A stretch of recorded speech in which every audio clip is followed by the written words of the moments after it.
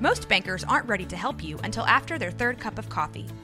But with Central National Bank's after-hours service, you don't have to wait for the bank lobby to open to get help.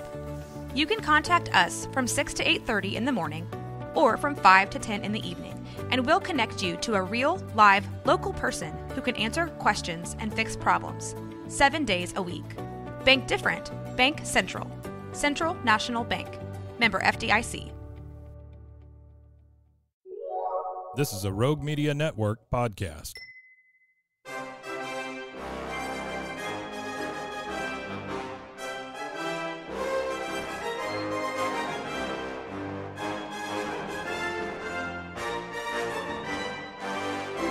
I am Professor Knowledge. Welcome to my classroom. Facts provided by historyfacts.com. Subscribe to their newsletter to receive daily history facts in your email. Here is today's useless history. Pants were considered uncivilized in ancient Greece and Rome. Though it's nearly ubiquitous today, wearing pants was considered highly uncivilized in ancient Greece and ancient Rome, where tunics and cloaks, such as togas and chitons, were the norm.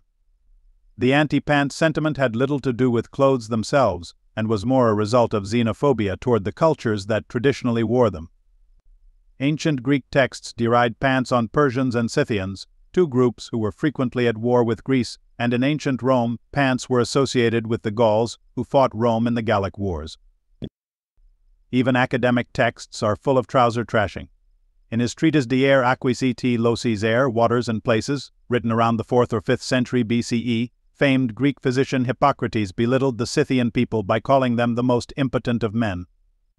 In part because they always wear trousers and spend most of their time on their horses in the early 2nd century CE, Roman historian Tacitus wrote that Roman general Aulus Caecina Aelianus offended the public when he rode through Italy wearing trousers in 69 CE. And in the 5th century BCE text, the Histories, ancient Greek historian Herodotus quoted a wise man giving advice to the king of Lydia about conquering Persia, which he said had no luxury and no comforts. As evidence, he pointed out that they wear trousers of leather, a pretty high-priced item today. For the record, the pants-wearing Persians ended up conquering Lydia. In that conflict, anti-pants rhetoric persisted even as the fashion tide changed. The Theodosian Code, a set of Roman laws published in the 5th century CE, banned wearing trousers, punishable by exile, although many Romans had started wearing pants by that time because they were practical, warm, and much more comfortable than bare legs for riding horseback. By the medieval period, pants were a staple garment throughout Europe. The word pants has comedic origins. Pants weren't just a joke to the ancient Romans and Greeks. The word pants comes from commedia dell'arte, a form of Italian theater dating back to the 16th century, which featured a character archetype named Pantalone.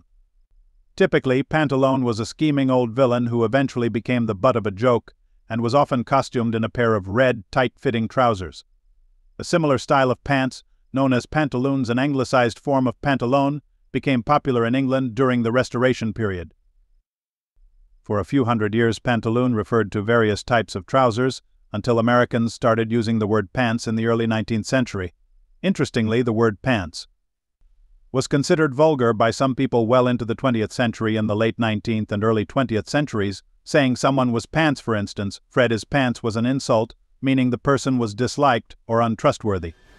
Thank you for joining me in my classroom today. As always, you can find more useless history at roguemedianetwork.com or anywhere you get your podcasts.